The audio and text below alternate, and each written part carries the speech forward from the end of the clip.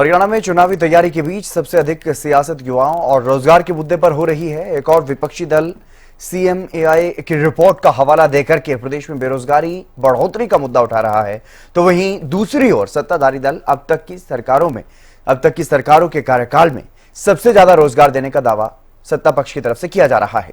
किस सरकार के कार्यकाल में कितने युवाओं को रोजगार दिया गया है, किस सरकार के कार्यकाल में कितने उद्योग स्थापित किए गए, कितनी भर्तियां एचएसएससी में हुई हैं और कितनी भर्तियां एचपीएससी में हुई हैं, किस पार्टी के कार्यकाल में किस ग्रुप की भर्ती के लिए साक्षात्कार खत्म किया गया, इन तमाम सवालों के जवाब जानने के लिए यह रिपोर्ट आप देखिए।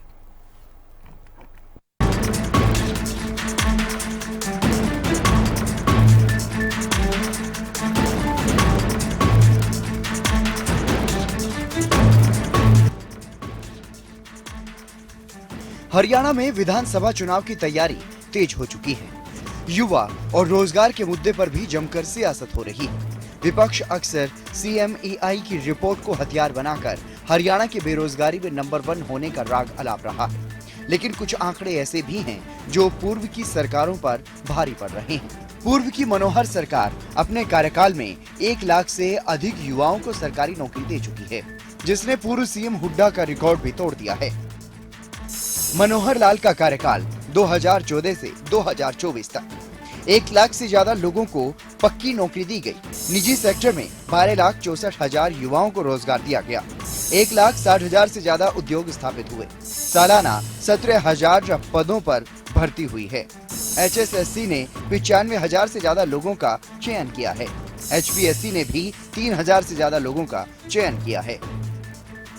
केंद्रीय मंत्री और पूर्व सीएम मनोहर लाल ने प्रदेश में मुख्यमंत्री रहते हुए अपने कार्यकाल के दौरान 150 से ज्यादा नए उद्योग स्थापित किए, जिन उद्योगों में प्रदेश के 12.5 लाख से ज्यादा युवाओं को रोजगार दिया गया। सक्षम हरियाणा अभियान के तहत करीब 1 लाख युवाओं को वैश्विक कंपनियों की सप्लाई चेन से जोड़कर भी रोजगार के अवसर उपलब्ध करवाए गए।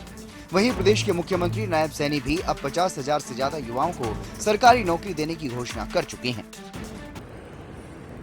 आने वाले अभी समय के अंदर हरियाणा में हम 50,000 और भर्ती शीघ्र करेंगे और इसके साथ साथ ग्रुप डी में भी हम जो युवाओं को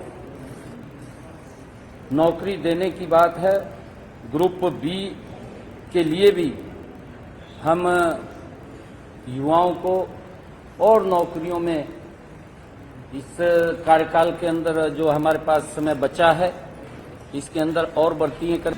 पूर्व सीएम भूपेंद्र हुड्डा के कार्यकाल की अगर बात करें तो साल 2005 से 2014 तक वो मुख्यमंत्री रहे। इस दौरान 86,000 से ज्यादा लोगों को सरकारी नौकरी मिली। 771 नए उद्योग, 4,39,000 रोजगार, सालाना 8,500 पदों पर भर्ती हुई है। एचएसएससी ने 58,766 लोगों का चयन किया है। एचपीएससी ने 5,424 लोगों का चयन किया। 20,777 शिक्षकों की भर्ती उनके कार्यकाल के दौरान हुई। प्रदेश के पूर्व मुख्यमंत्री और कांग्रेस के कद्दावर नेता भूपेंद्र हुड्डा ने भी अपने 10 साल के कार्यकाल के दौरान 86,000 से ज्यादा लोगों को सरकारी नौकरी दी थी। इतना ही नहीं, 700 से ज्यादा नए उद्योगों की स्थापना करके 4 लाख से ज्यादा लोगों को रोजगार दिया था। मगर ये आंकड़ा मनोहर कार्यकाल से कम ही रहा। इसी के साथ उन्होंने 20,000 से ज्यादा शिक्षकों की भी भर्ती की थी। तो आंकड़ों में पूर्व मुख्यमंत्री ओम प्रकाश चौटाला के कार्यकाल में 15,125 लोगों को ही सरकारी नौकरी मिली और वो इस रेस में पिछड़ गए। पूर्व में मनोहर सरकार के कार्यकाल के दौरान ग्रुप सी और ग्रुप डी में इंटरव्यू के सिस्टम को खत्म करने का कदम उठाया गया। लिखित परीक्षा के आधार पर ही युवाओं का चयन सरकारी नौकरी में किया जाने लगा। लेकिन हरियाणा में विपक्ष की ओर से अक्सर ये सवाल उठाए गए हैं। प्रदेश में करीब 1 लाख से ज्यादा पद खाली हैं।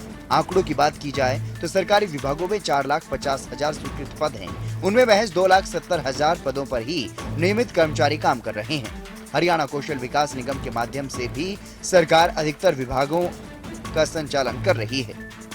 दूसरी ओर विपक्ष की तरफ से प्रदेश में बेरोजगारी बढ़ने का दावा किया जा रहा है। विपक्ष की ओर से लगाए गए आरोपों के मुताबिक कतार में 9 लाख शिक्षित बेरोजगार हैं। रोजगार कार्यालयों में पंजीकरण के अनुसार इनमें 7,88,655 युवा पोस्ट ग्रेजुएट हैं। जबकि 1,02,876 engineer, diploma engineer, ITI, paramedical के हैं। JBT, B.Ed, M.Ed, PTI और लैंग्वेज प्रशिक्षण प्राप्त 56,822 युवा नौकरी का इंतजार कर रहे हैं। बहरहाल सिलसिलेवार आंकड़ा देखने के बाद दो पहलू सामने आते हैं। एक, बीजेपी की सरकार ने ज्यादा रोजगार के अवसर उपलब्ध करवाए हैं, लेकिन नौकरियों में निजीकरण को भी बढ़ावा दिया गया है। दूसरी ओर पिछली सरकारों में सरकारी भर्ती भले ही कम हुई, लेकिन निजीकरण को अहमियत नहीं दी गई। अब कौन सही है कौन गलत, इसका फैसला तो जनता ही करेगी। News desk, Haryana news.